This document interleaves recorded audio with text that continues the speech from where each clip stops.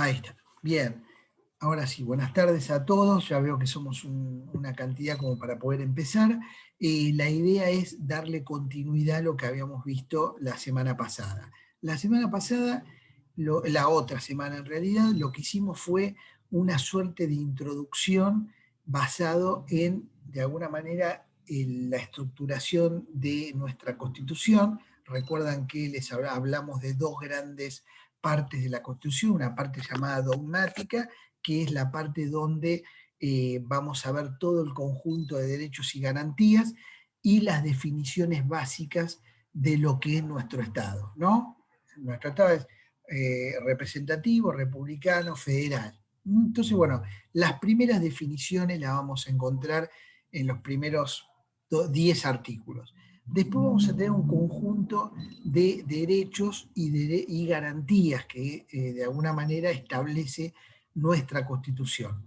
Ese conjunto de derechos y garantías, como sabemos, son lo que se denomina genéricamente una declaración de los derechos humanos en forma universal. Viene de aquellas constituciones como la Constitución francesa que de alguna manera comenzaban con una declaración universal llamada después de los derechos humanos. Lo mismo, algo parecido hace la Constitución norteamericana, y hoy por hoy cualquier constitución que nos encontremos, en especial en Latinoamérica, va a tener este conjunto de derechos humanos, políticos, sociales, culturales, ambientales y sus garantías en la primera parte, porque de alguna manera son lo que va a proteger esa Constitución.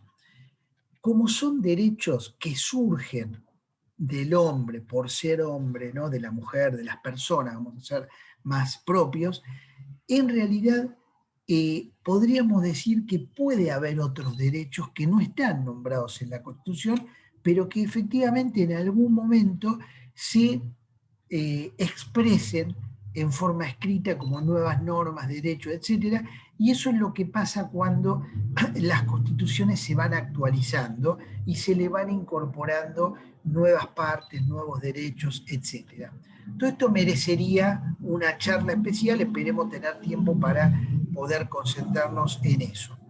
Ahora vamos a mirar un poco la segunda parte, que es lo que se denomina el derecho constitucional del poder, o algunos le llaman la sala de máquina de la Constitución en forma, de alguna manera, gráfica, ¿no? Donde efectivamente con el juego de esos poderes, la Constitución se pone en marcha. Alguien tiene que poner en marcha la Constitución, y quien pone en marcha la Constitución son esos poderes expresados en órganos, organismos, etcétera, que van a tener una personería jurídica y van a actuar en nombre del Estado, y van a actuar en nombre del Estado porque algo les ha dado esa potestad. Y ese algo es precisamente la Constitución. Entonces, lo primero que sabemos desde cuando empezamos en la secundaria o a veces en los últimos momentos de la primaria, y nos dicen, bueno, nuestro sistema republicano, federal, representativo, hay tres poderes del Estado. Siempre sabemos que está el poder ejecutivo, el poder legislativo, el poder judicial. En las constituciones, el primero que vamos a ver nombrado es el poder legislativo, porque es precisamente el poder donde está representado el pueblo, en forma proporcional por habitante. Se supone que hay tantos diputados cada 100.000 habitantes. Sabemos que eso no se cumple exactamente así, pero la realidad es que hay una forma de representación indirecta de los, digamos, del pueblo a través de esos legisladores, diputados, etc. Entonces, ahí es donde va a residir la soberanía popular, ¿sí? No quisiera irme de alguna manera por las ramas, como se dice comúnmente, pero sabemos bien que nosotros tuvimos una constitución histórica que nace en 1853 y tiene todo un periodo de turbulencia política, guerra civil, negociaciones, y que concluye con una reforma en 1860. Esa constitución es lo que denominamos la constitución histórica, ¿no? Y básicamente la que tenemos hoy es una constitución derivada de allí. Y es derivada de ahí porque ese poder constituyente primero dio una forma para reformar esa constitución. Dice, bueno, la constitución se va a reformar siguiendo este procedimiento. Y así es como en 1994, siguiendo ese procedimiento, se reforma y se actualiza aquella constitución histórica en determinados puntos. Igualmente, lo que queda claro es que lo que vamos a tener es ese poder legislativo representativo de la voluntad popular. Yo le decía que la primera constitución nuestra tenía una elección presidencial indirecta. ¿Qué significa esto? Que el presidente no era votado directamente por el pueblo, sino que el pueblo votaba una cantidad de lo que llamaba electores en un colegio electoral, ¿sí? Esos electores, para que nos demos una idea, eran el doble de los diputados y senadores, se reunían un día y elegían al presidente. ¿Sí?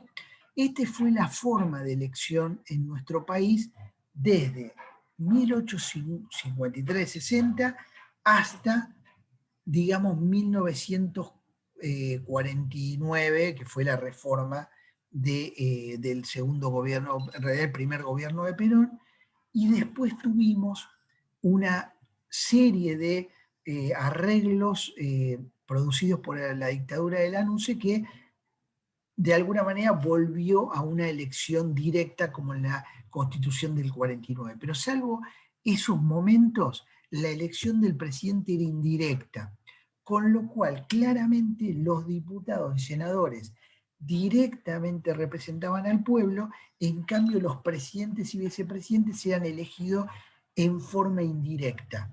Con eso nos damos cuenta que había una preeminencia en la concepción sobre el poder legislativo del Ejecutivo. Pero nosotros sabemos que eso en la práctica no es así. El que tiene realmente un peso específico dentro de los tres poderes del Estado es el Poder Ejecutivo, por varias razones que podemos verla en un rato. Después tenemos un tercer poder, es el Poder Judicial. ¿Qué va a haber? ¿Qué vamos a analizar hoy? Vamos a analizar de alguna vez lo que se llama la función administrativa. ¿Sí? ¿Por qué vamos a analizar la función administrativa? Porque históricamente se interpretó que la función administrativa, que es la base del derecho administrativo, le correspondía originariamente al Poder Ejecutivo porque era el poder administrador. ¿Sí? Sin embargo, esto dio lugar a muchos debates entre los especialistas en el derecho, que yo no voy a entrar hoy acá, pero por lo menos voy a tratar de hacer un resumen sobre, de alguna manera, cuál era la naturaleza de esa función administrativa. ¿Y por qué se originó este debate? Porque si bien es cierto que el Poder Ejecutivo es el que administra, también el Poder Legislativo hace actos de administración, por ejemplo, cuando contrata a sus empleados, los empleados del Congreso de la Nación, como también el Poder Judicial hace actos administrativos cuando compra computadoras para los juzgados. ¿Se comprende? ¿Dudas hasta acá? Me interesa que podamos seguir esto. Este debate a lo que va llevando es a plantear cuál es la actividad propia de cada uno de los poderes, ¿sí? Entonces, lo que concluimos es que la actividad propia del poder legislativo es crear derecho nuevo. ¿Qué significa esto? Significa crear leyes que o sean nuevas o que deroguen y modifiquen leyes anteriores. ¿Sí? es de alguna manera la máxima expresión de la voluntad popular. ¿Por qué? Porque la ley es lo que unifica a todos los habitantes de una nación. Entonces, los primeros teóricos, Montesquieu, Juan Bautista Sillés, etcétera, lo que planteaban era, frente a la frase de Luis XIV, que decía, una Francia, un emperador, una religión, lo que planteaban estos teóricos es un Estado, una ley. Y para que esa ley sea ley, tenía que surgir de la voluntad popular a través de sus representantes. Entonces, cambiamos la lógica de un monarca que unifica a una nación, a una ley que es la que unifica a esa nación, expresado modernamente a través de lo que denominamos constituciones, ¿sí? Y a eso también lo denominamos el Estado de Derecho. ¿Por qué? Porque no hay nada por encima de la ley, ¿sí? Se comprende este concepto, digamos, viéndolo desde el punto de vista histórico, lo que la ley es para todos igual. Este es el concepto principal y es lo que finalmente nos iguala. Después podemos discutir, y ustedes han estudiado ciencia política, han estudiado administración pública, que esto en la práctica tiene ciertos problemas. Eso es así. Pero en principio, lo que consagra la ley es que la ley es única para todos y nos iguala. ¿Alguien quiere hacer una pregunta, un comentario?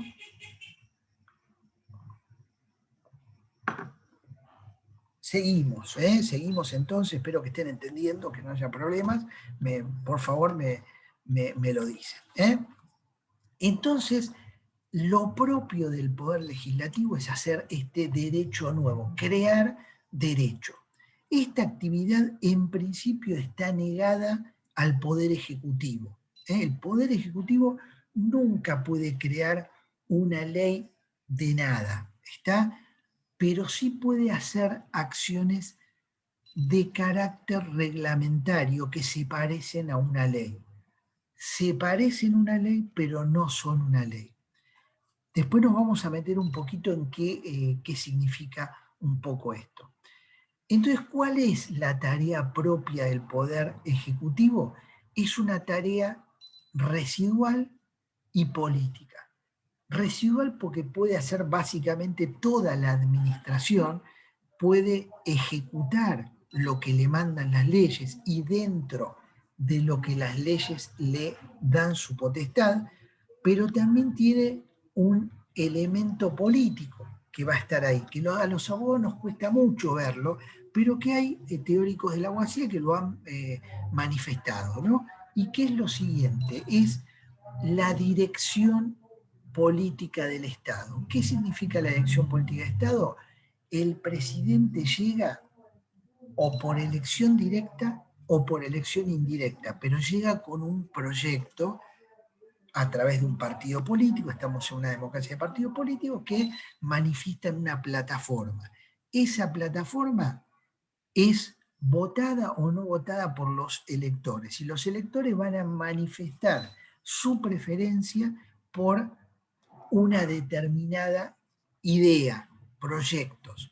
Bueno, en el Poder Ejecutivo está quien debe llevar adelante ese proyecto y por eso tiene una dirección política. No es meramente técnica, jurídica, porque si no caeríamos en una situación que sería bastante ridícula. Podríamos tener las leyes perfectas y no nos importaría quiénes gobiernen. Sabemos que eso en la práctica sería absolutamente imposible, porque sería como una indiferenciación sobre digamos, las preferencias de un electorado en una sociedad pluralista. Las sociedades actuales son sociedades muy complejas, pluralistas, y de alguna manera expresan preferencias, entre otras maneras, a través de elecciones. Entonces, la dirección política la tiene ese poder ejecutivo y por eso también, si bien no puede crear leyes, puede presentarle al Congreso iniciativa de leyes. ¿Sí? Le puede decir, bueno, yo propongo esta ley, ¿sí? El Congreso la debe recibir, la debate, la aprueba o la rechaza. Cuando la rechaza es un problema para el Poder Ejecutivo porque se está viendo que no tiene el apoyo esencial de los representantes del pueblo. Entonces puede haber una crisis política. ¿Se comprendió esto? O sea que vemos que si bien el Poder Ejecutivo no puede crear leyes, sí puede presentarle al Congreso para que el Congreso las evalúe y de alguna manera, con algunas modificaciones, las apruebe. Ahora, si la rechaza in totum o la modifica totalmente, el Poder Ejecutivo claramente se ve condicionado por el Congreso, y el Congreso puede decir, bueno, lo vamos a ir desgastando. ¿Sí? ¿Se comprendió hasta ahora? ¿Comentarios? Entonces el Poder Ejecutivo tiene la dirección política y tiene la administración y la ejecución en el marco de las leyes que crea el Congreso. Es un gran poder.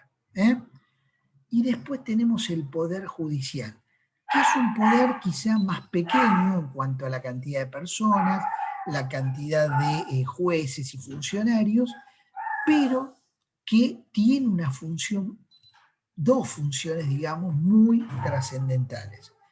Es el que para cada caso particular va a decir cómo se aplica e interpreta la ley. Ante un conflicto entre dos personas o entre el Estado y una persona, el Poder Judicial va a analizar el caso concreto y va a decir quién tiene la razón. Esto se aplica para el caso concreto, pero una vez que la Corte Suprema dice, esta es la medida, en realidad es muy difícil a todos los tribunales inferiores apartarse de esa opinión. Bien, entonces esto lo que produce es que la famosa frase inglesa, la ley es lo que los jueces dicen que es, en realidad es bastante cierta, ¿sí? Si bien se aplica a un caso particular, en realidad son los que interpretan en última instancia la ley. Es un poder muy importante. La segunda cuestión que tiene el Poder Judicial como muy importante en el sistema presidencialista como el nuestro, muy parecido al norteamericano y a otros países de Latinoamérica, es que todo el Poder Judicial, cuando digo todo, es todos los tribunales, desde jueces de primera, segunda instancia, cámaras, etcétera, son los que controlan la constitucionalidad de las leyes. ¿Esto qué significa? Que puede suceder que el Congreso aprobó por mayoría abrumadora una ley, el Poder Ejecutivo la promulgó, y un particular o una institución que se ve agraviada dice, esta ley no se puede aplicar en este caso porque viola la Constitución. Entonces, el Poder Judicial, al declarar la inconstitucionalidad de una ley, lo que hace es que esa ley prácticamente se caiga en el acto, ¿sí? Ustedes me podrán decir, bueno, pero si todos los jueces, un juez que vive solo en el medio de una, de una ciudad, un pueblo del interior, le cae un caso, declara la inconstitucionalidad, haría que prácticamente el sistema no funcionara, porque cualquiera podría, bueno, esto tampoco es del todo así. En realidad tiene que seguir las instancias superiores hasta que finalmente llega a la Corte. Hay 3 niveles de justicia dentro del Poder Judicial, y en ese caso, cuando el poder, en la cabeza del Poder Judicial, que es la Corte Suprema, determina algo, ahí sí efectivamente la ley deja de tener efectos prácticos. ¿Se comprendió esto? Por eso es un poder muy importante, y es un poder que lo que hace va a ser equilibrar los tres poderes. ¿Se comprende? ¿Por qué? Porque finalmente las decisiones que se tomen en cualquier lado del Poder Ejecutivo o del Poder Legislativo solamente van a ser, de alguna manera, van a tener vigencia si en última instancia no es impugnada judicialmente. ¿eh? Entonces se requiere de alguna forma por lo menos del acuerdo de dos poderes, el legislativo y el ejecutivo, pero en situaciones conflictivas se requiere de los tres poderes. Hubo acá un momento que fue cuando se estaba cuestionando las leyes de impunidad que se llamaron, que fueron la ley, los indultos a los represores de la dictadura, de las cuestiones de derechos humanos. En ese momento hubo una suerte de concordancia histórica entre el Poder Ejecutivo, el Poder Legislativo y el Poder Judicial que provocaron la derogación de esas leyes de impunidad y se pudo lograr el enjuiciamiento de quienes estuvieron involucrados en la represión ilegal. Este es un caso muy extremo pero conocido de un hecho histórico que ocupa desde hace 40 años la vida nacional, ¿no? Pero podríamos tomar cualquier otro. Lo tomo como ejemplo porque me parece que fue un tema, un issue que ocupó varias instancias dentro de nuestro país. En un principio se juzgaron a la Junta, después se declaró la vencida, punto final, después los indultos. Bueno, todo eso fue un conjunto de leyes que se dieron en un momento. Finalmente este criterio se da vuelta cuando hay un acuerdo entre los tres poderes del Estado. Uno se pregunta, ¿se pusieron de acuerdo, se juntaron, etcétera? No importa. Lo importante es que en un determinado momento se alinearon los planetas y se tomó la decisión.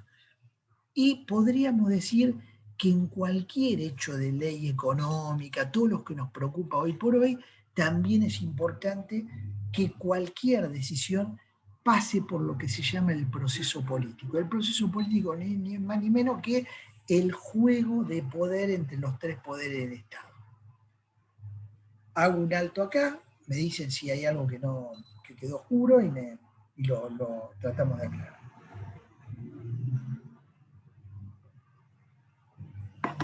Bien, seguimos entonces. Clarísimo todo, gracias. Sí, se entiende, bueno, me dejan tranquilo. Traten de ir diciéndome que cualquier duda que tengan. Bien, visto esto, también quisiera aclarar algo que ya dije la vez pasada, lo quiero refrescar, y es que en realidad a nosotros nos enseñaron siempre que los tres poderes estaban divididos, ¿sí? ¿Para qué? Para evitar el abuso de poder de uno de los poderes, etc. En realidad es una definición incompleta.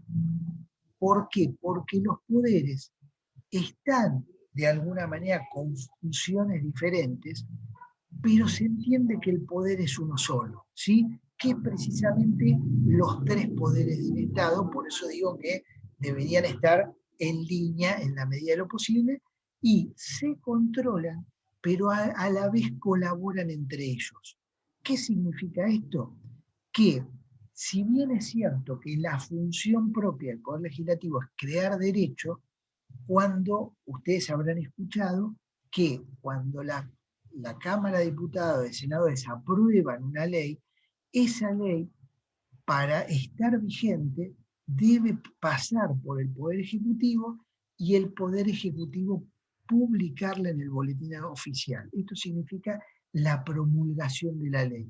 Hay una colaboración entre los dos poderes del Estado. Una colaboración que se transforma en control cuando el Poder Ejecutivo dice la veto y no la dejo pasar. Es una forma de equilibrar la posibilidad del otro de hacer derecho nuevo. Entonces, es lo que se llama check and balances. En inglés es pesos y contrapesos. Yo no puedo hacer la ley, pero puedo bloquearla del otro lado. ¿Me comprenden? El Poder Judicial no puede hacer la ley, pero la controla y la puede declarar inconstitucional. ¿Sí? Una Siempre hay... consulta, profe. Sí, sí, Silvia. Sí, Silvina, perdón. Eh, Sí, si en el caso que el Poder Ejecutivo veta la ley, sí. ¿interviene el Poder Judicial? No, no, no. Si No, veta porque una ley del Poder... no interviene, no debería intervenir. ¿Por qué? Porque esa ley todavía no está vigente. ¿Eh?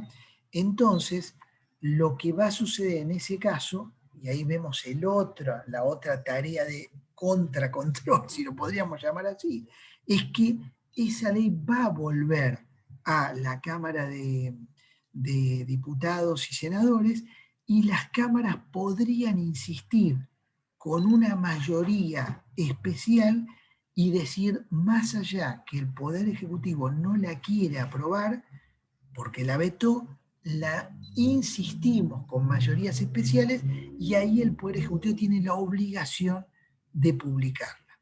¿Se comprende? O sea, ahí vemos cómo esto se dio con la ley de glaciares. No sé si ustedes recuerdan ese episodio. La ley de glaciares fue votada por realmente una mayoría muy importante en ambas cámaras, fue al Poder Ejecutivo y por presión de las compañías mineras, de los sectores económicos que veían que eso podía impedir el desarrollo productivo, el presidente de ese momento la veta, ¿sí? Vuelve al Congreso, como marca la Constitución, y el Congreso, después de debatirla, la aprueba otra vez con mayorías absolutas. Y con eso ya el Poder Ejecutivo no tuvo más que hacer. Directamente fue y es como una orden de publicarla en el boletín oficial. Pero esos casos son casos que, repito, no se dan muy seguido. ¿Por qué? Porque produce una crisis política. Entonces, en este caso, como el tema de los glaciares tenía que ver más con determinados grupos económicos, esto no creó mayor problema. El problema que causó es que durante muchos años una ley con mucho apoyo no estuvo promulgada por el Poder Ejecutivo. ¿Se comprende? Pero ahí tenemos un caso, aprovechando el comentario de Silvina, que está. Ahora, hubiera podido suceder que las mismas personas que se oponían fueran a la justicia y dijeran esta ley es inconstitucional y un juez la declarara inconstitucional. Ahí volveríamos todo a foja cero. ¿Está bien? Para que veamos cómo funciona el sistema. Bien. ¿Alguna otra duda, comentario? Profe, una consulta. Gracias, profe. Sí, Alejandra, sí. Sí, no hablamos de, por ejemplo, el Ejecutivo puede hacer decretos. Sí, Entiendo que no son leyes, sí. pero ¿alguien puede vetarlos? No. O sea, una vez que el Bueno, presidente... sí, no, vetarlos no, pero algo parecido. Ahora lo vamos a ver, en un ratito lo vamos a ver. Gracias. Está Gracias. muy bien lo que dice. Bien, ¿alguna otra pregunta, comentario? ¿Seguimos? Perfecto. Bueno, entonces tenemos acá este juego de poderes y ese juego de poderes también dio lugar a algunas teorías que hablan de zonas de exclusividad. Si zona exclusiva del Poder Ejecutivo, zona exclusiva del Poder Legislativo, zona exclusiva del Poder Judicial. Es muy difícil precisar exactamente la zona, pero de alguna manera es una forma de decir que en algunos aspectos el otro poder no debe inmiscuirse en el poder del de al lado. Las zonas de referencia de cada uno de ellas. Entonces, esas zonas básicamente son la ejecución y administración para el Poder Ejecutivo, la legislación para el Poder Legislativo y la impartición de justicia para el Poder Judicial para los casos particulares que le son sometidos. En general los jueces no pueden decir, vi una ley que no me gustó, entonces voy y la declaro inconstitucional o opino.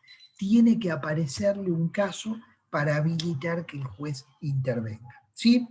Bien, ahora, lo que decíamos, la función administrativa, volviendo al principio, la función administrativa básicamente va a ser todas las actividades del Poder Ejecutivo Nacional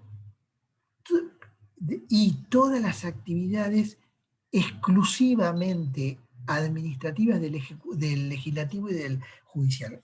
Repito, por ejemplo, la contratación de personal o la contratación de computadora. En ese caso, todos los poderes hacen en menor o mayor medida algo de función administrativa, que es un poco el centro de nuestra materia, ¿no? Entonces, el derecho administrativo va a ser una rama del derecho público, ahora vamos a ver qué es el derecho público, que estudia el ejercicio de la función administrativa, estas funciones que son prácticamente exclusivas del Ejecutivo, pero que también los otros poderes hacen, y la protección judicial existente contra esta. ¿Qué significa esto? Que al final del camino, cada vez que el Poder Ejecutivo, el Poder Legislativo, el Poder Judicial provocan una función administrativa y eso lesiona un derecho, como vamos a ver en el futuro, hay un mecanismo de recursos para que el afectado vaya y se queje y diga, no, esto me perjudica. Pero si el organismo respectivo le dice, usted no tiene razón, tiene una vía judicial para poder impugnarlo. Al final del camino siempre vamos a tener a la justicia porque es la manera de que alguien, un organismo, un sector independiente, juzgue este problema. Y ese es el Poder Judicial. Bien, ¿alguna duda hasta acá? ¿Comentario? Cuando hablamos de rama del derecho público, el derecho público de alguna manera se caracteriza por tener un actor principal, que es el Estado o algún organismo del Estado, ¿sí? Pero esto por oposición a ¿qué? A lo que comúnmente llamamos el derecho civil, ¿no?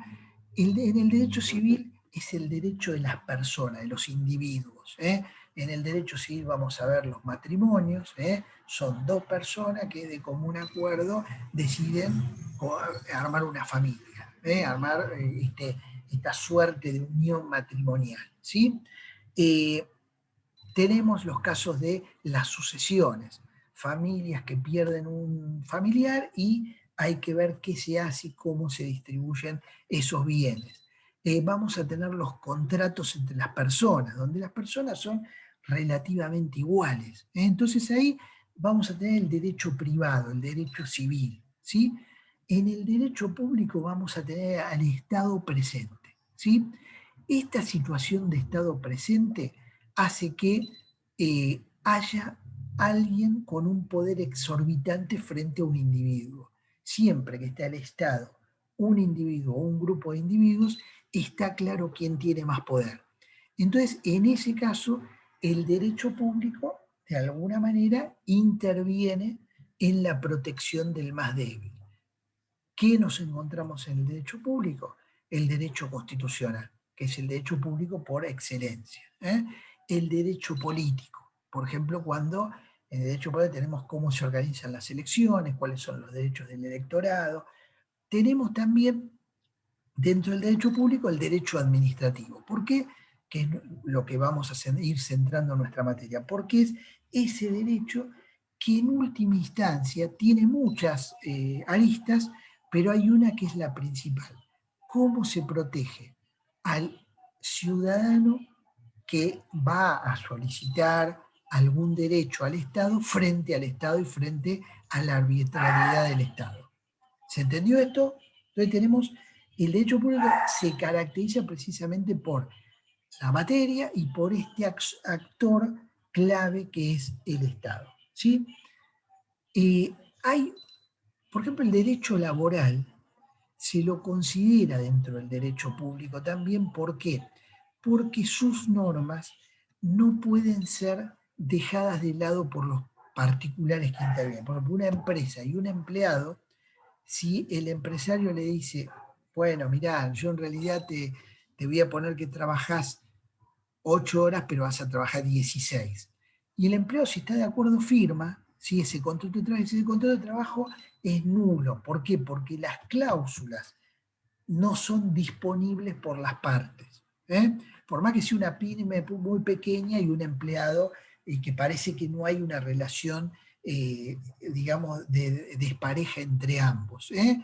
Esto lo que se interpreta es que siempre el que paga el sueldo está en una posición mejor que el que lo recibe. Entonces esto también, como ante estas situaciones los particulares no pueden disponer de las normas como quieren, sino que se tienen que ceñir a lo mínimo del contrato de trabajo, es considerado también derecho público. Y el Estado, a través de sus dependencias, interviene cuando el empleado va y dice, bueno, acá en realidad no están cumpliendo con la ley de contrato de trabajo, y hay una instancia estatal y judicial que van a intervenir para protegerlo.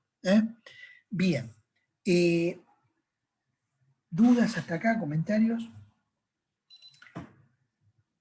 Para hacer una definición larga de función administrativa, podríamos decir que es toda actividad que realizan los órganos administrativos, o sea, del Estado, y la actividad que realizan los órganos legislativos y jurisdiccionales, los juzgados, excluidos respectivamente los actos materialmente legislativos y judiciales, con lo que dije antes.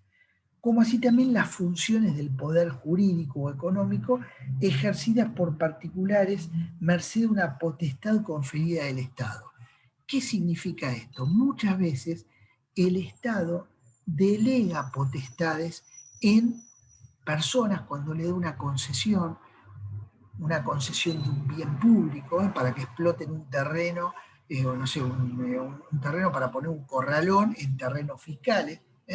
Por ejemplo, cuando le da al colegio público de abogados o de contadores la potestad de cobrar una cuota y matricularlos. Todas esas son funciones que son típicamente estatales, y para poder ejercerlas, los colegios públicos, por eso se llaman públicos, tienen determinadas potestades que siempre la ejercieron los estados. Por ejemplo, cobrar una matrícula, o cobrar determinadas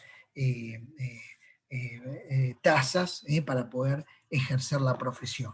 Bien, la profesión de abogado, ustedes seguramente tienen un colegio también que nuclea a los cientistas políticos, etcétera, etcétera. Bien, ¿dudas hasta acá? A ver, ¿qué más les puedo comentar?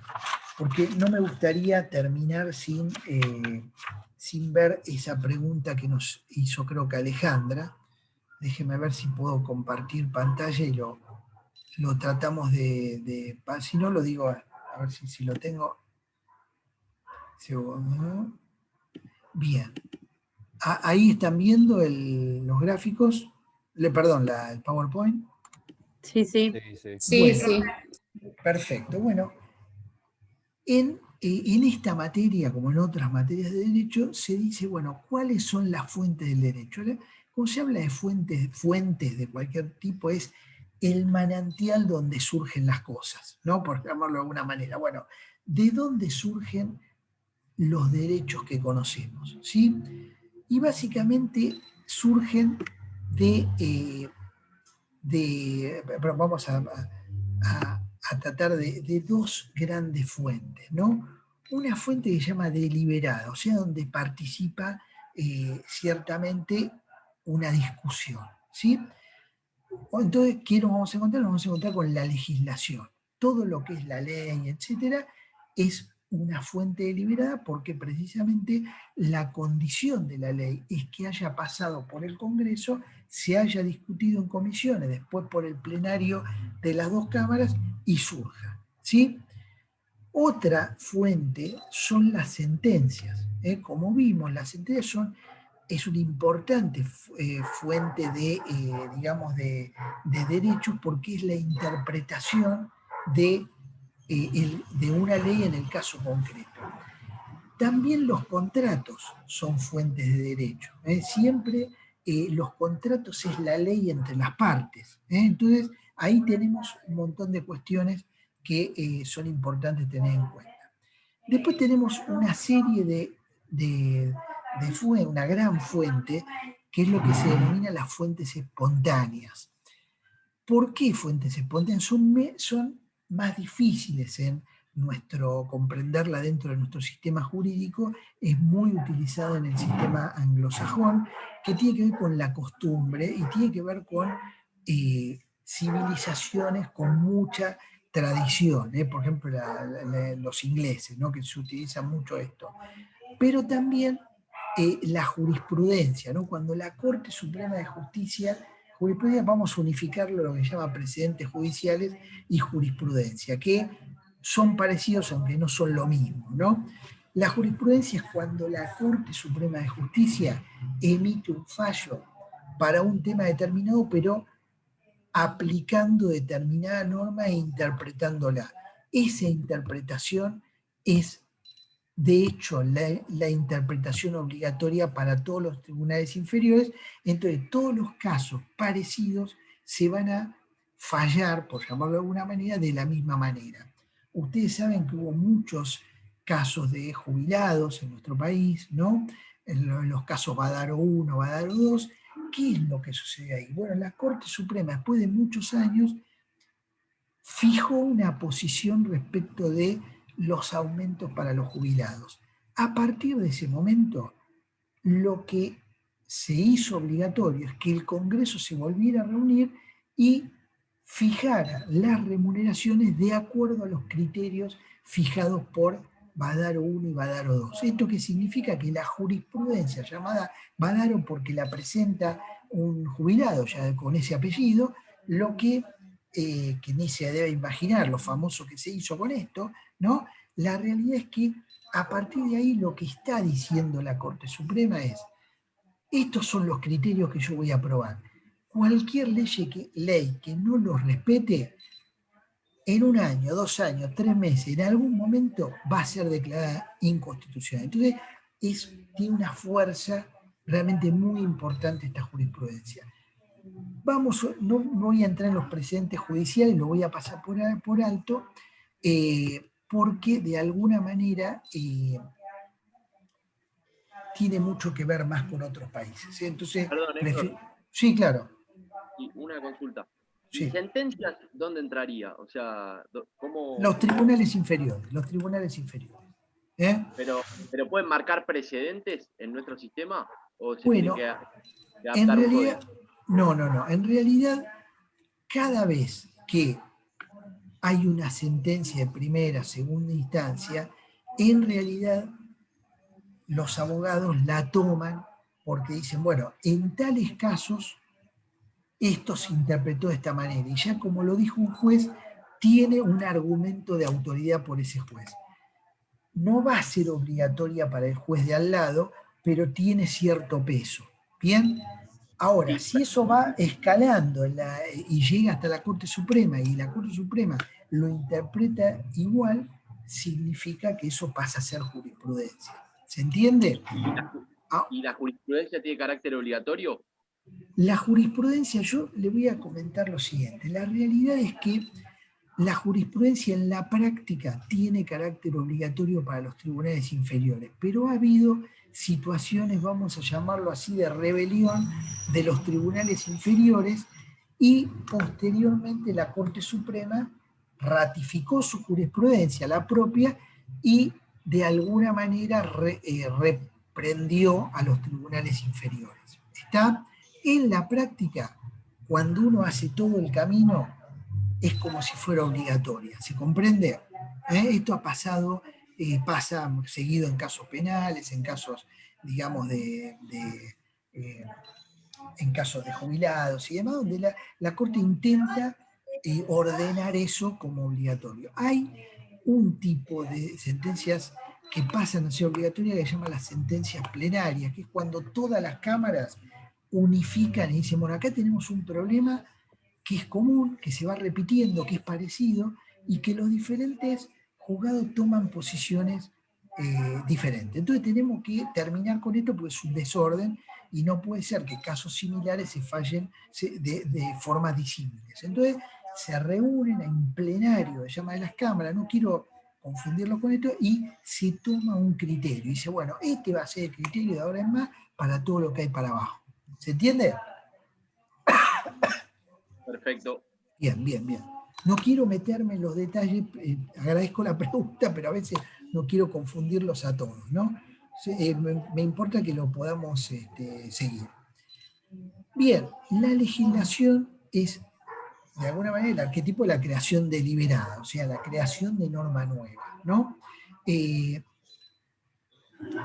Déjeme ver, ¿dónde vamos a ver el mecanismo de todo esto? En el artículo 77 de la Constitución Nacional, ¿no? Que dice, un segundito, así ya vemos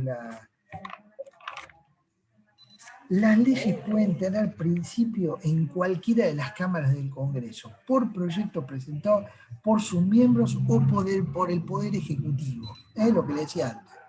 Salvo determinadas excepciones. Los proyectos de ley los proyectos de ley que modifiquen el régimen electoral de partidos políticos deben ser aprobados por una mayoría absoluta del total de los miembros de las cámaras. Entonces lo que va a plantear es, hay un criterio general de aprobación que es la mayoría simple. ¿Cuántos están en la sesión en ese momento? La mayoría simple es la que aprueba. Salvo en determinados... A ver si podemos pedirle a Pedro si apaga el micrófono, que hay mucho ruido. Por favor. Bien. Bueno, vamos a ver, Pedro, si podemos apagar el micrófono. Pedro Pavón, ¿podemos apagar el micrófono? Ahí está. Así había mucho ruido. Sí, ahí está. Bueno, lo que les decía, hay determinadas materias, por ejemplo la de partidos políticos y la de régimen electoral, que deben ser aprobadas por mayoría absoluta de los miembros de las cámaras. ¿Por qué esta mayoría agravada? Porque lo que se quiere evitar es que una mayoría circunstancial modifique el régimen electoral, que es constitutivo de la transparencia democrática. Lo que nosotros no podemos darnos el lujo, dice la Constitución, es de toquetear todo lo que tenga que ver con la representatividad democrática. ¿Sí? Dice, aprobado un proyecto de ley por la Cámara de su origen, pasa a la otra Cámara, y aprobada por ambas, pasa al Poder Ejecutivo para su examen, y si también obtiene la aprobación, lo promulga como ley. Ven esta actividad de colaboración del Poder Ejecutivo. Y por supuesto lo que puede hacer es, dice, perdón, un segundo, no me quiero probar. Dice, cada Cámara luego aprueba un proyecto de ley, en general puede delegar en sus comisiones, aprobar, no importa. Perdón. Se reputa aprobado por el Poder Ejecutivo todo el artículo 80, dice, todo proyecto no devuelto en el término de los 10 días. ¿Qué significa? A esto se le llama la aprobación ficta, ¿sí? Significa que el Poder Ejecutivo le llega de las cámaras aprobada una ley y puede esperar 10 días y a los 10 días se aprueba. No tiene que, directamente la publica, se publica. Se llama ficta porque dejó pasar el tiempo. Dice, los proyectos desechados parcialmente no podrán ser aprobados en la parte restante. O sea, lo que no puede hacer el Poder Ejecutivo es, en principio, vetar parcialmente. O sea, decir, yo apruebo del artículo 1 al 5 y los restantes los veto. Pero, dice, sin embargo, las partes no observadas solamente podrán ser promulgadas si tienen autonomía normativa y su aprobación parcial no altera el espíritu ni la unidad del proyecto sancionado.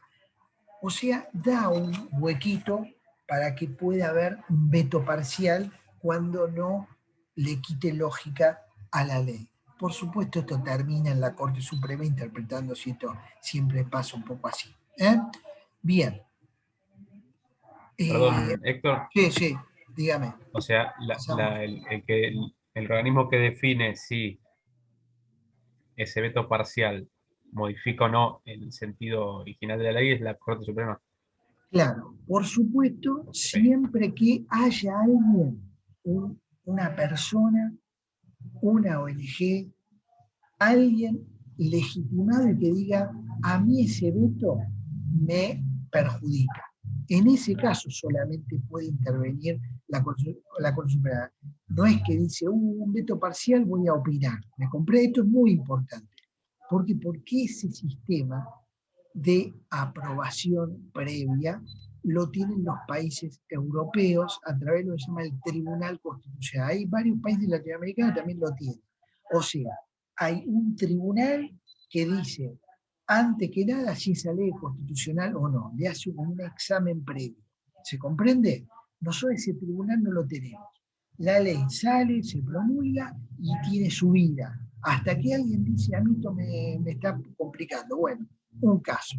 Se hace el caso, pasa por todas las instancias, llega a la Corte Suprema y la Corte Suprema determina la situación. ¿Se comprendió? No es que la Corte interviene por sí misma, ni cualquier juez. Bien. Perfecto. Otro concepto importante es el tema del orden jerárquico de las leyes. ¿Sí?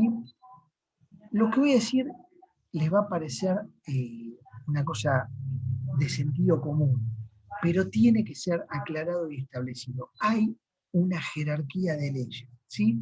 Esa jerarquía de leyes ordena todos los niveles de las normas, de las diferentes normas, en un orden de prelación, ¿sí?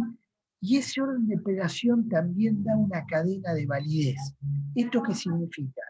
Que arriba de todo tengo la Constitución, después tengo las leyes, después tengo determinados decretos, después tengo las resoluciones, después tengo las normas y decisiones de los secretarios. Por último, tengo las comunicaciones del Banco Central y las resoluciones de la DG. Digamos, tenemos un nivel piramidal de normas, pero la norma inferior, toda norma inferior, debe estar habilitada por una norma superior. ¿Esto qué significa? Que si yo hago una ley que viola la Constitución, en algún momento va a decir, sí, está todo bárbaro, lo aprobaron la mayoría, pero viola la Constitución. Si el Poder Ejecutivo emite un decreto que dice, sí, este decreto es en virtud de la ley tanto, y resulta que algunos artículos de ese decreto violan la ley precedente, ese decreto pierde validez. ¿Se comprende? Es impugnable. Y así para abajo. Por eso hay una cosa muy aburrida para la gente que, en general, hasta para los abogados es aburrido, que van a ver, por ejemplo, hoy podrán ver, a ver si Vanessa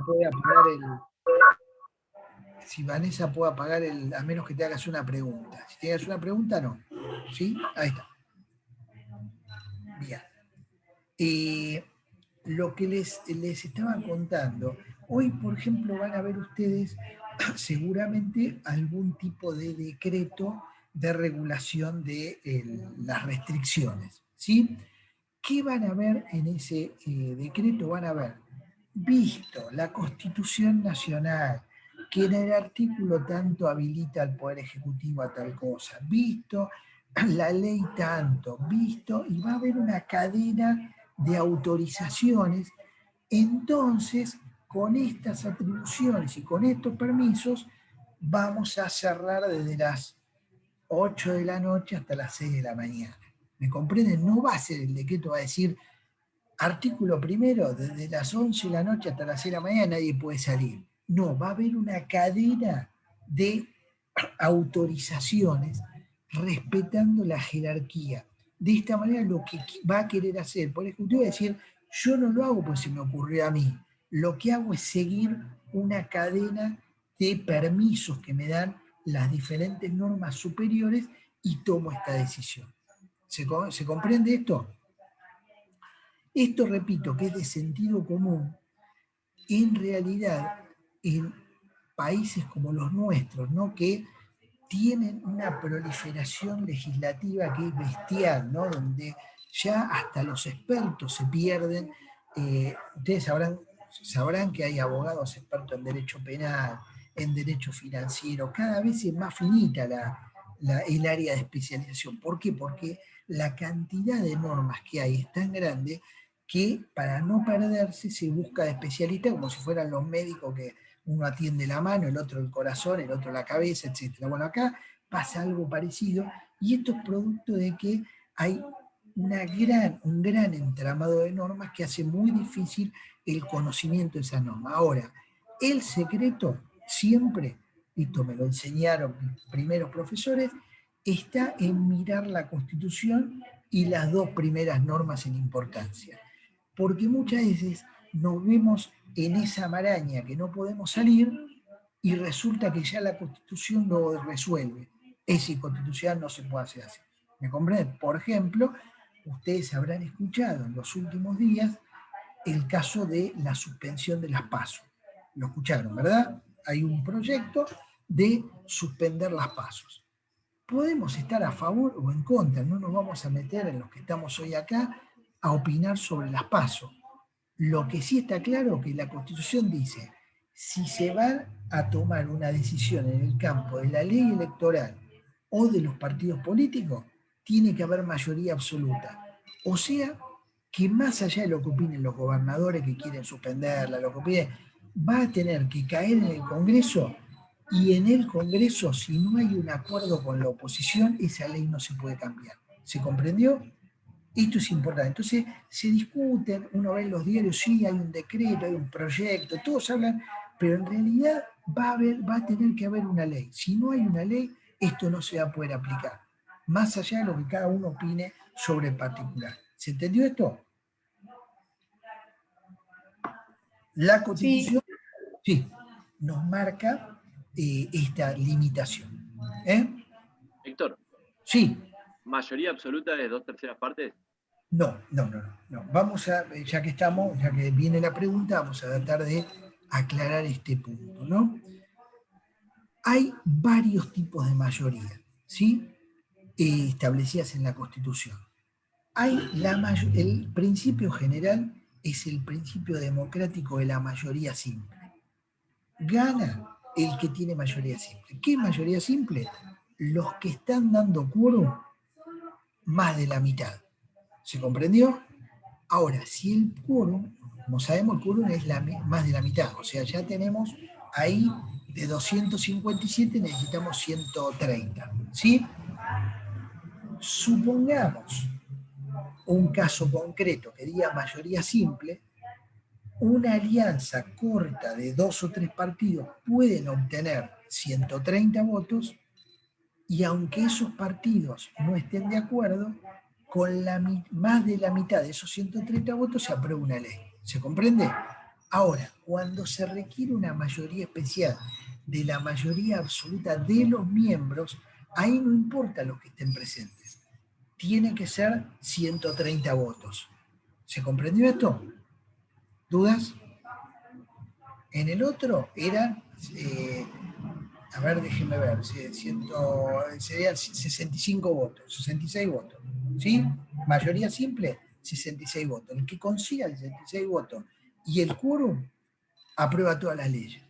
Ahora, cuando se requiere mayorías agravadas, mayoría de los miembros, ahí estás en los 130. ¿Sí? Votos positivos a tu proyecto. ¿Alguna duda de esta diferencia? Me interesa que me lo digan. Después, el otro error muchas veces es decir que se requiere la mitad más uno.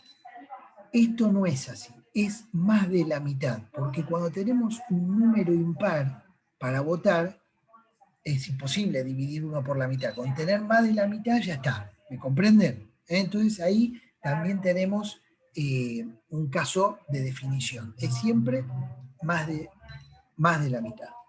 Mayoría simple, mayoría absoluta de los miembros de cada Cámara. Tercer caso, los 2/3.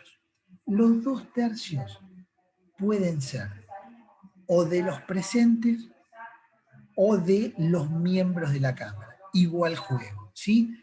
Cuando hay que reformar la Constitución, por la Constitución Nacional de 1994, está claramente estipulado que es 2/3 de los miembros de las dos cámaras. 2/3 de los miembros de senadores, 2/3 de los miembros de diputados. ¿Por qué digo que está aclarado? Porque esto dio lugar a discusiones cuando yo estudiaba hace muchísimos años sobre cuál era la interpretación de la Constitución para la reforma constitucional, que hablaba de 2/3, pero no decía si era de la mayoría, de los presentes, o 2/3 de la totalidad. Entonces teníamos a los doctrinarios que en los libros escribían es 2/3 de la totalidad de los miembros, frente a los políticos, digamos, que estaban dentro de la Cámara, que planteaban que eran 2/3 de los presentes. Entonces, todas las reformas constitucionales previas tuvieron esta mancha, que nunca obtuvieron los 2/3 de la totalidad, sino que se arreglaron mayoría de los presentes y fue impugnada por la oposición. Por ejemplo, la Constitución de 1949 es un caso de esta naturaleza. ¿Se contestó la pregunta? A ver si hay alguna otra duda. Bien. Cuando estamos en presencia de constituciones que tienen mayorías agravadas para determinadas cosas, en especial para su propia reforma, se dice que estamos ante la presencia de constituciones rígidas, o sea que son difíciles de cambiar. Solamente se alteran cuando hay una voluntad política muy robusta para poder hacerlo. Nuestra Constitución es una constitución rígida. Hay otras constituciones que son constituciones flexibles que para alterar la Constitución no requieren más que una mayoría de los miembros, no 2/3. Entonces, son cosas más posibles, son constituciones que permanentemente están en un tembladeral. Imagínense si nosotros tuviéramos ese tipo de constitución, bueno, estaríamos cambiándola ante cada elección.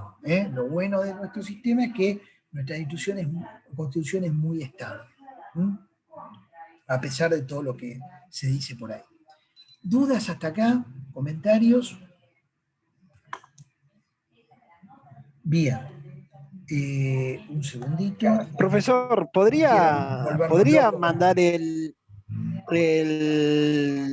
PPT este que está, compartiendo? Bien, lo vamos a mandar Lo único que les voy a decir que tiene muchas más cosas que realmente ustedes presten atención a lo que hablamos acá para no avanzar en cosas que damos en la Facultad de Derecho. ¿Está bien? Sí, yo le hice captura de pantalla lo vamos a mandar. Que usted dejó. Bien. Perfecto. Pero son 4 o 5 hojas y vi que siguió de largo. Sí, porque las otras las pasé. Bueno, este PowerPoint no es mío, es de la doctora Sandra Silvia Gallego, que me lo ha prestado, porque yo soy muy malo con estas cosas. Así que el mérito es de ella, ¿no? Que da clases en otra carrera dentro de nuestra universidad. Bueno, dice, una norma se considera superior a otra cuando en caso de conflicto, así ya lo podemos, no sé si la están viendo, se mantiene la validez de la primera, o sea, la superior es la que manda, ¿sí? Dice, los sistemas jurídicos facultan a determinados órganos mediante determinado procedimiento a realizar ese control. Por ejemplo, el Poder Judicial, como les había comentado, me gustaría también comentarles que esto tiene un nombre, es el control difuso de constitucionalidad del Poder Judicial, o sea, todo el Poder Judicial diseminado forma parte de ese mecanismo de control. Ahí dice, en nuestro país solo se permite a los jueces declarar la inconstitucionalidad de una ley en un caso concreto y con validez solo para ese caso. Cuando decíamos el tema del caso Badaro, eso fue solo para el señor Badaro, pero como venía de la Corte Suprema, involucró que todos los miles de casos que venían en cola atrás iban a ser resueltos de la misma manera. Por eso vale para el caso, pero en realidad se aplica, los jueces inmediatamente comienzan a fallar de acuerdo a la Corte Suprema, ¿sí? Bueno, ¿Profe, nos hace lo mismo con los nombres de los bebés? ¿Con la jurisprudencia? bueno, Cuando algo no de estaba eso... permitido... Sí, dígame, sí, sí. No, eso que cuando no estaba permitido un nombre y después se aprobaba, como que ya quedaba. Exactamente. Es un caso que es muy particular, como usted dice, pero después se amplió, ¿no? Para todos los que quisieran. Dice, ¿cuál es el orden de prelación que dice el artículo 31 de la Constitución? Dice, esta Constitución, las leyes de la nación que sus consecuencias se dicten y los tratados con las potencias extranjeras son la ley suprema de la nación. Acá nosotros tenemos el orden de prelación. Constitución, 1, leyes y es un inclusivo, los tratados con las potencias extranjeras. Eso configura la ley suprema de la nación. ¿Sí? Bueno, vamos a seguir con esto, ya lo vimos. Esto es lo que di hace un ratito. A ver si... Bien. Con esto, perdón, vamos a volver.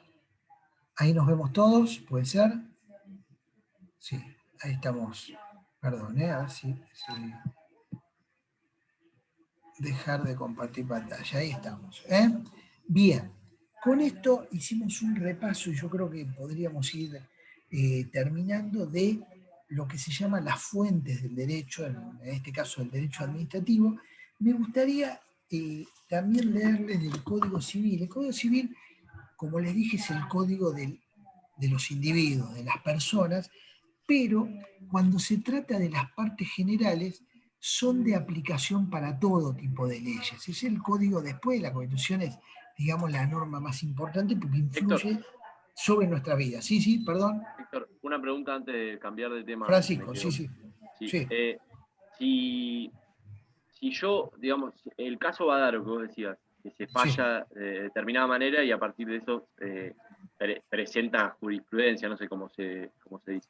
Pero si un juez anteriormente había fallado de otra manera, en mi caso, digamos, yo puedo apelar Sí. a partir de esa... Totalmente, sí, totalmente. Eso va, a partir de ese momento va por un tubo para arriba.